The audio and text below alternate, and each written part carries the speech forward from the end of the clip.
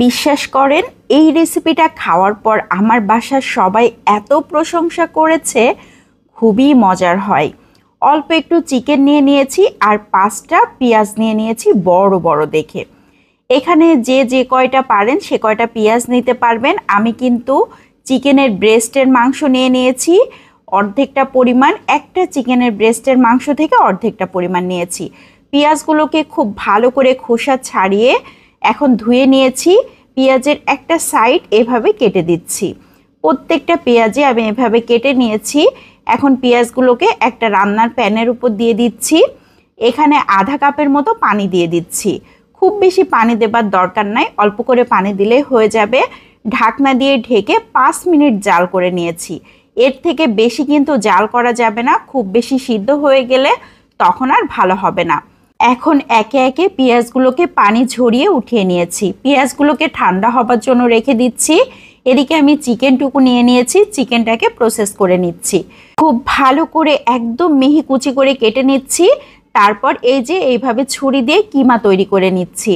Chicken কিমা কিন্তু খুব সহজেই তৈরি করা যায় এভাবে। আর যারা এভাবে করতে পারবেন না তারা ব্লেন্ডারে করে নিতে পারবেন। এখন একটা পাত্রে নিয়ে 1 টেবিল চামচ সয়া সস, 1 স্লাইস লেবু দিয়ে দিয়েছি, 2 টেবিল চামচ পেঁয়াজ কুচি, 3-4টার মতো কাঁচামরিচ কুচি করে দিয়েছি, লবণ আধা চা চামচ, হলুদ গুঁড়ো 1/4 চা চামচ, আদা পেস্ট আধা চা চামচ, রসুন পেস্ট আধা চা চামচ, জিরা পেস্ট আধা চা চামচ। এখানে গরম মশলার একটা পেস্ট দিয়ে দিয়েছি আধা চা চামচ, 1 চা চামচ ধনিয়ার গুঁড়া দিয়ে দিয়েছি, 2টা ভাজা শুকনা মরিচ হাতের সাহায্যে ম্যাশ করে দিয়েছি, সামান্য একটু গোলমরিচের গুঁড়া দিয়ে দিয়েছি। এখন হাতের সাহায্যে খুব ভালো করে মেখে নিয়েছি। এখন একটা সাইড করে নিচ্ছি। এখানে সেই পেঁয়াজগুলোকে নিয়ে নিচ্ছি। পেঁয়াজগুলো কিন্তু এ পর্যায়ে ঠান্ডা হয়ে গিয়েছে। এখন আমি পেঁয়াজের পাপড়িগুলোকে এভাবে ছাড়িয়ে নিচ্ছি। দেখেন আমি কিভাবে বের করে নিচ্ছি।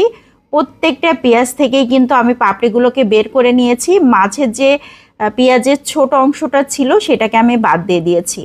এখন চিকেনের পুরটাকে এইভাবে পেঁয়াজের মধ্যে দিয়ে সুন্দর একটা ভাজ দিয়ে নিচ্ছি।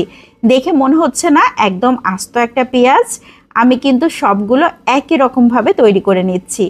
চিকেনের পুরগুলোকে ভরে এইভাবে রেখে দিচ্ছি। কত সুন্দরভাবে তৈরি হয়ে যাচ্ছে দেখেন। এগুলো কিন্তু অনেক সহজ, খুব সহজেই তৈরি করা যায়। আমি সবগুলো একই রকমভাবে তৈরি করে নিয়েছি। এখন চুলাতে আরও একটা প্যান বসিয়ে 2 টেবিল চামচ সয়াবিন তেল দিয়ে দিয়েছি। একে একে চিকেনের পুর ভরা পেঁয়াজগুলোকে দিয়ে দিয়েছি। উল্টে পাল্টে হালকা করে ভেজে নিতে হবে। একদম ডিপ ফ্রাই করব না, জাস্ট হালকা করে ভেজে নেব। পেঁয়াজের গায়ে খুব একটা কালার ধরা যাবে না, হালকা একটা ব্রাউন কালার আসবে, সে পর্যায়ে তেল ঝরিয়ে উঠিয়ে নিতে হবে। অবশিষ্ট যে তেল রয়েছে তার মধ্যে আবারও 3 টেবিল চামচের মতো পেঁয়াজ কুচি দিয়ে দিয়েছি, 4-5টার মতো কাঁচামরিচ ফালি করে দিয়েছি, লবণ দিয়ে দিয়েছি আধা চা চামচ, হলুদ গুঁড়ো 1/4 চা চামচ। খুব ভালো করে নেড়ে চেড়ে এখন দিয়ে দিচ্ছি একটা টমেটো কিউব করে কেটে। আবারও খুব ভালো করে নেড়ে চেড়ে সব কিছু মিশিয়ে নিয়ে সামান্য একটু পানি দিয়ে দিয়েছি। এখন ঢাকনা দিয়ে ঢেকে রান্না করে নিচ্ছি 3-4 মিনিট। এরই মধ্যে টমেটোটা খুব ভালো মতো নরম হয়ে গিয়েছে। এখন নেড়ে চেড়ে টমেটোটাকে পেঁয়াজের সাথে কিছুটা মিশিয়ে নিয়েছি। এখন দিয়ে দিচ্ছি পেঁয়াজ পেস্ট 1 চা চামচ, রসুন পেস্ট আধা চা চামচ, আদা পেস্ট 1/4 চা চামচ, জিরা পেস্ট দিয়ে দিয়েছি আধা চা চামচ, গরম মশলার পেস্ট আধা চা চামচ, লাল মরিচ পেস্ট দিয়ে দিয়েছি 1 চা চামচ, ধনিয়ার গুঁড়া আধা চা চামচ। খুব ভালো করে মশলাটাকে কষিয়ে নিয়ে এখন সেই ভেজে রাখা পেঁয়াজগুলোকে দিয়ে দিয়েছি। খুব ভালো করে নেড়ে চেড়ে নিচ্ছি। এখন দিয়ে দিচ্ছি আধা কাপ পানি। খুব বেশি পানি লাগবে না, অল্প পানিতেই খুব সুন্দরভাবে রান্না হয়ে যাবে। এখন নেড়ে চেড়ে ঢাকনা দিয়ে ঢেকে 5-6 মিনিট জাল করে নিচ্ছি। খুবই সুন্দর একটা বলক চলে এসেছে। এখনই কত সুন্দর হয়ে গিয়েছে দেখেন, একদম কিন্তু খুলে খুলে যাচ্ছে না, খুবই সুন্দর হয়ে রয়েছে। সবশেষে দিয়ে দিয়েছি কয়েকটা কাঁচামরিচ আর ভাজা জিরার গুঁড়া। আরও কিছুক্ষণ জাল করে নিয়েছি। একদম গায়ে মাখা হালকা একটা ঝোল রাখবো।